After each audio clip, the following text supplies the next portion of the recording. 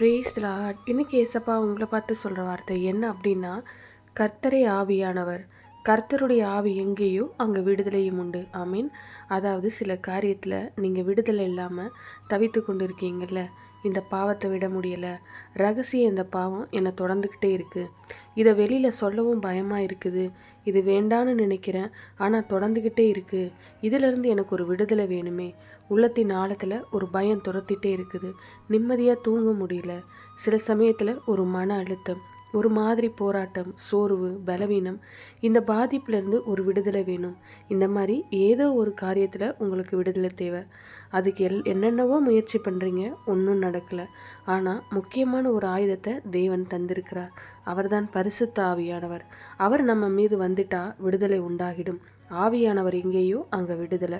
அது என்ன ஆவியானவர் அப்படின்னா, கர்த்தரே ஆவியானவர். தேவன் என்கிறவர் ஆவியா இருக்கிறார்.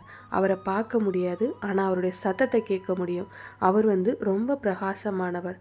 அவர் பரிசுத்த ஆவியானவராக நமக்குள்ள வாசம் பண்றாரு.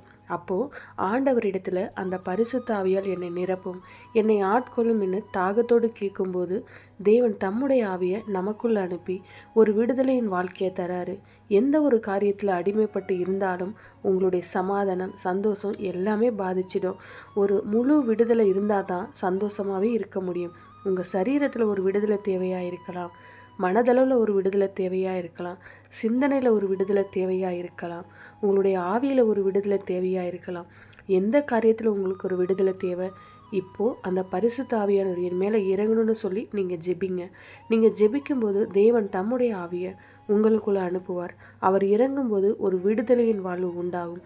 இந்த பரிசுத்த ஆவியானவர் தான் நாம இயேசுவோடு நடக்கவும் அவருடைய குரலை கேட்கவும் நமக்கு உதவி செய்கிறவர். அவர் நம்மோடு இருக்கிறத உணர செய்கிறவரும் இந்த பரிசுத்த ஆவியானவர் தான். அதனால இந்த பரிசுத்த ஆவியை பெற்றுக்கொள்ள நீங்க ஜெபிங்க. ஜெபிக்கலாமா? எங்கள் நல்ல தகப்பனே, அப்பா, இந்த பரிசுத்த ஆவியை எனக்கு தாங்க. நீங்க தான் பரிசுத்த ஆவியானவர். நீங்க எனக்குள்ள வாசம் பண்ணுங்க. இப்பொழுதே என்னை நிரப்பி ஆட்கொள்ளுங்க. எல்லா அடிமைத்தனத்திலிருந்தும் ஒரு விடுதலை இயேசுவின் நாமத்துல ஆவியானவருடைய வல்லமையில் உண்டாகட்டும்.